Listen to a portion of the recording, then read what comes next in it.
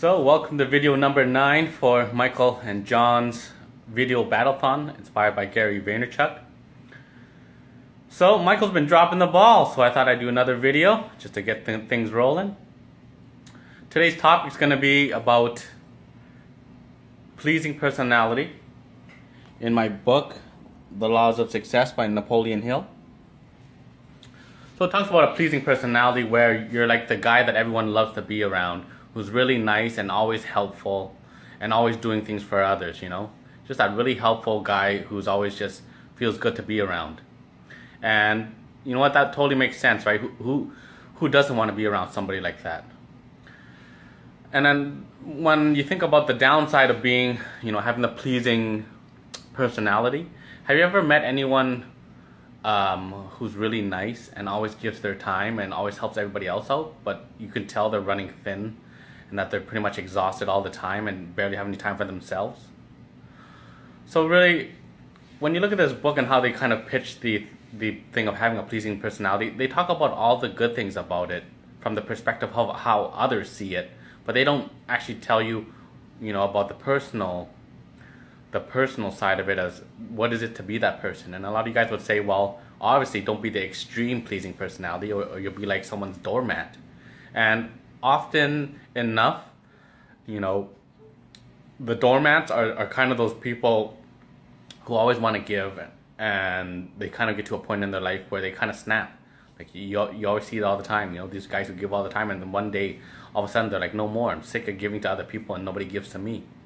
Right? So then they kind of go into the other side of what I think the book should mention is a pleasing personality, but also talk about, the benefits of a not pleasing personality. So somebody who actually, takes action and has to make those tough decisions, has to fire people, has to say no to people. Because there's a lot of benefits to being the bad guy, right?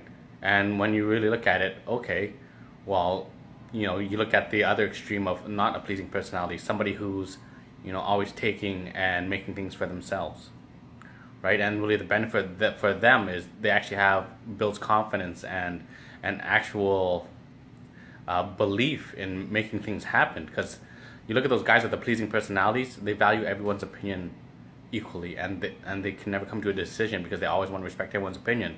Where if you look at leadership, you need to sometimes make a decision, and sometimes that decision is going to make some people happy and going to make some other people unhappy.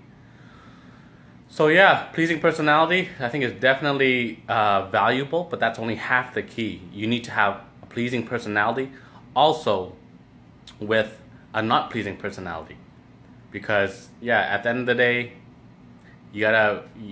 there's always going to be somebody who doesn't like you, and there's always going to be somebody who likes you. But at the end of the day, you got to make decisions, and it's really knowing when to use which skill, right? Because taking action or being the bad guy, it's kind of like a touch and go. You always say, well, within reason, and people will always give different examples of when they believe that it was good to, not be a pleasing personality and to be the bad guy. Or, there's other times where, it's better to be a pleasing personality. But at the end of the day, what I'm saying is pleasing personality is not as good as this book makes it sound. You need to have a pleasing personality, but also have a not pleasing personality, and not expect to always make everyone happy at your own expense. Because really that's what a pleasing personality is at your own personal expense, you make others happy. And if you ask me, I would rather make everybody else happy than make myself unhappy. And that's not, I guess, a better way than making everyone else happy, but it is, how would we say, it gives you more control, because you realize that you're making all the decisions for yourself, by yourself, so you're not going to point your finger at other people.